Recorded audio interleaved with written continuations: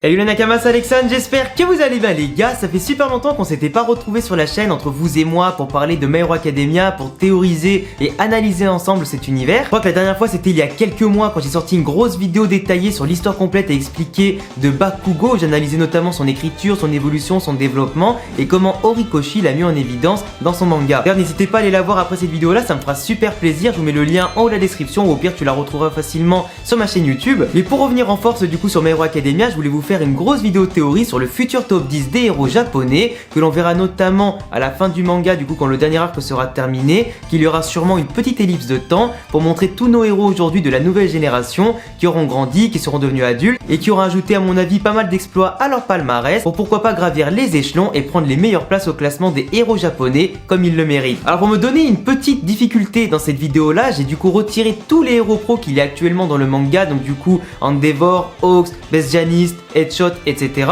Et je vais vraiment installer que des héros de UA de la nouvelle génération et aussi des autres écoles ou globalement des jeunes que l'on connaît dans My Hero Academia pour voir vraiment la nouvelle génération briller. Après on peut bien évidemment à la fin de la vidéo si vous voulez dire quel héros pro pourrait rester dans le classement, mais à mon sens c'est plus intéressant de faire un classement tout neuf avec que les héros de la nouvelle génération pour montrer la passation de pouvoir. D'ailleurs vous dans les commentaires faites-vous plaisir, faites votre top 10 des classements des héros avec les héros pro qui sont déjà installés ou pourquoi pas celui avec la nouvelle génération sans les héros pro déjà installés. Histoire que je puisse voir votre avis, pourquoi pas un jour faire une vidéo sur votre propre classement, ça ferait super plaisir de vous faire participer.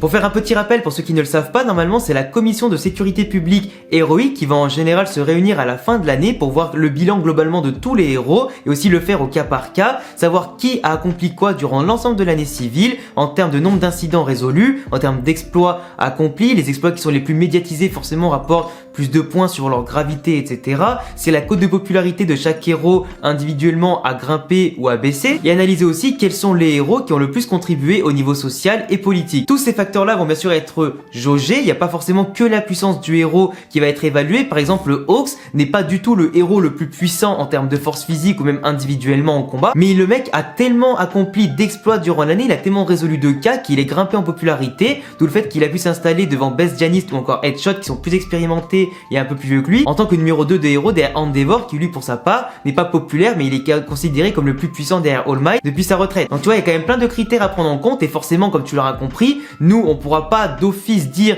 quels sont les héros qui ont accompli le plus d'exploits, les héros qui vont résoudre le plus d'incidents, qui seront les plus puissants, même si bien sûr la puissance à la limite peut déjà être un petit peu anticipée par rapport à ce qu'on connaît déjà des personnages par rapport à certains. Du coup c'est pas forcément un classement qui sera dans l'ordre mais je pense très clairement que mon top 10 se rapprochera globalement de la vérité. En tout cas vous me direz en commentaire ce que vous en pensez. Et d'ailleurs petite parenthèse pour expliquer rapidement à certains d'entre vous à quoi sert vraiment le classement des héros au sein de l'univers de My Hero Academia. Il sert d'un côté bien évidemment à distinguer les héros suivant leur accomplissement dans l'année, parce qu'il n'y a pas forcément tous les héros qui vont accomplir énormément de choses, t'en as certains qui vont travailler plus que d'autres, ça dépend de la personnalité bien évidemment. Ça sert à motiver les plus jeunes et les plus ambitieux qui ont envie pourquoi pas de se montrer, de devenir populaires, parce que dans l'univers de My Hero Academia, je le rappelle, les héros sont avant tout aussi limite des influenceurs, des icônes de la société et il faut qu'ils aient bien évidemment une belle image pour avoir des sponsors pour leur agence, pour gagner aussi leur vie comme il faut, recruter d'autres héros pour leur agence, avoir beaucoup plus d'influence, beaucoup plus d'affaires et surtout de prestance qui va permettre de briller au niveau mondial surtout et de donner encore plus d'espoir à la population qui cherche à chaque fois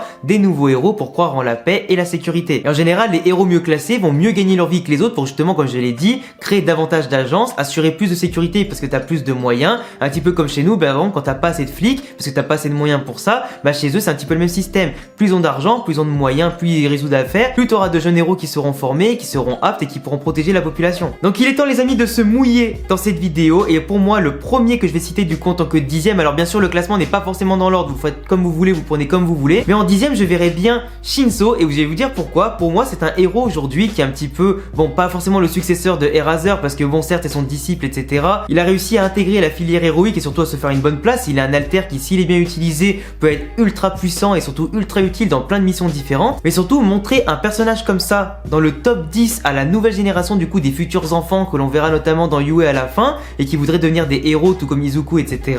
ça mettrait vraiment énormément d'espoir parce que même si de base c'est un alter qui est très compliqué à mettre en place, qui est un alter qui est pas forcément plus héroïque qu'un autre etc, qui lui donne pas forcément un avantage du moins sur le papier, montrer que quelqu'un qui part de très bas et surtout de très loin et qui arrive à aller très haut, c'est un message d'espoir pour la nouvelle génération, pour la jeunesse et pour ceux qui sont les plus désespérés, qui serait vraiment un très bon coup de pub, notamment pour les héros, et qui amènerait vraiment, comme je disais, beaucoup d'espoir et surtout un emblème impressionnant en tout cas. Surtout que je suis certain qu'il ferait du très bon travail. Dans un petit peu le même sens que je mettrais du coup 9ème, ce serait Ténia. Ténia, pour moi, c'est pas le héros le plus puissant, il sera jamais le héros le plus puissant, mais par son intelligence, son abnégation, son image parfaite du héros, l'élève modèle, pour moi, il incarne vraiment l'image d'un véritable héros dans l'univers de My Hero Academia. C'est un mec qui est droit, qui a des principes, qui les fait respecter, qui a un management aussi hyper intéressant et qui peut vraiment s'imposer comme une figure emblématique, charismatique, populaire et qui a tout pour moi pour briller. Et à mon avis, si tu lui donnes une agence, il fera partie de ceux qui vont résoudre le plus d'affaires, tellement il sera impliqué dans sa tâche et son métier. Dans la même idée, en 8ème, j'ai mis soit Ochako, soit Yaoyorozu. Alors pourquoi l'une des deux?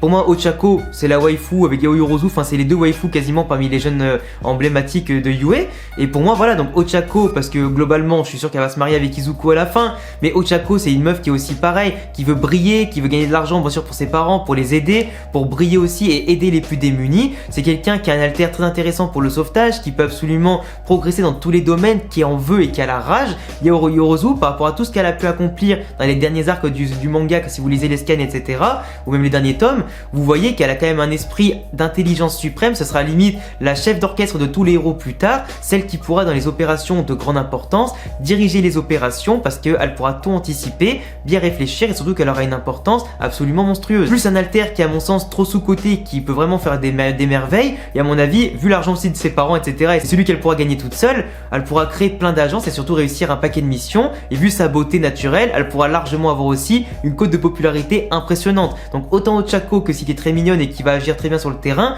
les deux pourront bien sûr briller au sein de l'univers des héros. Au-dessus à la 7ème place, j'ai mis un autre duo de héros qui sont à mon sens trop symboliques pour ne pas apparaître dans le classement du top 10, à égalité l'un des deux ou les deux en même temps, peu importe. C'est Tamaki et Nejire qui sont absolument hors normes, qui forment avec du coup Mirio, un des meilleurs trios de l'histoire de Yue globalement du monde héroïque et qui ont des pouvoirs qui sont complémentaires, qui peuvent former une équipe hors pair, qui peuvent largement monter en termes de prestige, de puissance et de charisme dans tous les classements. Pour moi, les trois, quand tu les prends individuellement, et Mirio on en parlera un peu plus dans le classement, c'est des gars qui ont tout popularité, qui ont implication, qui ont tout le niveau de tout faire et qui pour moi sont trop sous-cotés par rapport à d'autres héros qui à mon sens ne sont pas aussi bien lotis, tu vois. Surtout que Tamaki, trop stylé, Nejire, trop stylé. Qu'est-ce que tu veux de mieux? En 6ème et 5ème, alors j'ai mis Fumikage en 5ème et Yoarashi en 6ème parce que pourquoi? Parce que Yoarashi pour moi c'est pas un élève de Yue mais c'est un des élèves qui était le plus mis en évidence dans les différents arcs, qui a l'alter du vent qui peut devenir hyper puissant. En tous les cas, les éléments sont toujours hyper puissants forcément.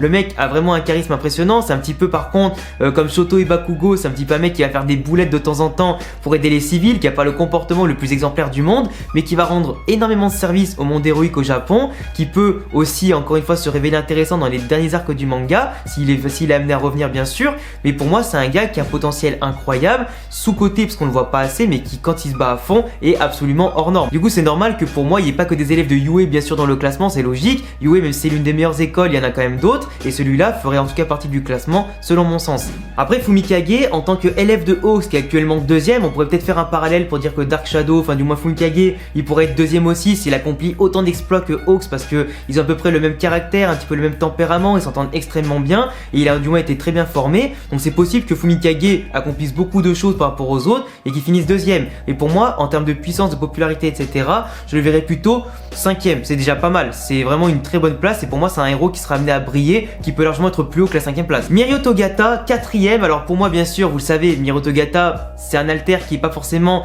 le plus efficace à maîtriser, mais en tout cas qui est tellement bien maîtrisé par lui, qui surclasse quasiment tout le monde. Ce mec là, si en plus il avait eu le One for All, imaginez même pas le carnage qu'il pourrait faire, mais globalement, Mirio, malgré qu'il ait perdu son alter un moment, qu'il la retrouva après, ça restera un des personnages les plus emblématiques de la licence, et à mon sens, il est 4ème en toute légitimité. Après, il peut très bien être au-dessus, encore une fois, le classement n'est pas dans l'ordre, et forcément, vous savez que pour les 3 premières places, on a forcément le Monster Trio, le trio qui est emblématique depuis le début, qui sera d'ailleurs les emblèmes du dernier film My Hero Academia, et qui sont clairement montrés depuis le début comme étant les 3 futurs héros les plus importants, les 3 jeunes qui vont marquer la nouvelle génération et qui vont l'amener sûrement à des sommets jamais égalés. Je parle bien sûr de Izuku, qui est déjà déclaré comme étant le numéro 1 des héros dès le premier chapitre du manga ou le premier épisode du manga aussi, enfin de l'animé, et de l'autre côté, Bakugo et Shoto qui vont se disputer les places. Et moi globalement, si on prend un petit parallélisme, Shoto pourrait être deuxième parce que Endeavor l'a été derrière All Might, et All Might Izuku, vous comprenez. Mais pour moi aujourd'hui, le véritable deuxième ce sera plutôt Bakugo, comme il l'avait battu notamment au festival de Yue, même si Shoto n'était pas à fond. Mais Bakugo dans tous les cas est plus fort que Shoto à mon sens, a plus de potentiel encore. La véritable rivalité c'était Izuku Bakugo plus que Izuku Shoto. Donc pour moi il y a plus de logique que Bakugo soit deuxième. Et si jamais Bakugo n'est pas deuxième, ce sera simplement parce qu'il a trop une grande gueule, qu'il accomplira peut-être pas assez de choses par rapport aux autres, et simplement peut-être qu'avec sa grande gueule il sera un peu détesté de la part des médias, des politiques et des sphères sociales, parce que peut-être qu'il va pas assez contribuer aussi à ce niveau-là. Et si on se base juste sur la puissance, ce sera bien sûr Izuku premier, Bakugo deuxième en tant que fidèle second qui voudra toujours essayer de dépasser Izuku, un peu comme Vegeta avec Sangoku, ou globalement les rivaux font dans tous les mangas, et Shoto troisième parce que lui aussi voudra sûrement dépasser Izuku un jour. Mais voilà, pour moi le classement il sera comme ça. Je pense que globalement vous serez d'accord avec moi. Enfin voilà les gars, en tout cas c'est tout pour cette vidéo. J'ai essayé de théoriser, d'analyser un maximum. Alors bon, c'est pas un truc ultra poussé comme d'habitude, hein. C'est vraiment là aujourd'hui on essaye d'imaginer, parce qu'on n'a pas vraiment de preuves concrètes de ce que j'avance par rapport au comportement des personnages, mais on peut juste tenter d'imaginer par rapport à ce qu'on sait déjà. J'espère quand même que cette vidéo vous a plu. J'attendrai en tout cas tous vos classements en prenant en compte que la nouvelle génération, pourquoi pas mélanger avec les héros pro dans les commentaires. Si vous voulez davantage de vidéos comme ça ou d'autres théories analyses encore plus poussées, n'hésitez pas à vous abonner, cocher la cloche, car on va essayer de foncer les amis cette année aux 200 000 abonnés, ça me ferait super plaisir. Abonnez-vous aussi à tous mes réseaux qui s'affichent ici et en description. À bientôt les amis pour prochaine vidéo, ciao.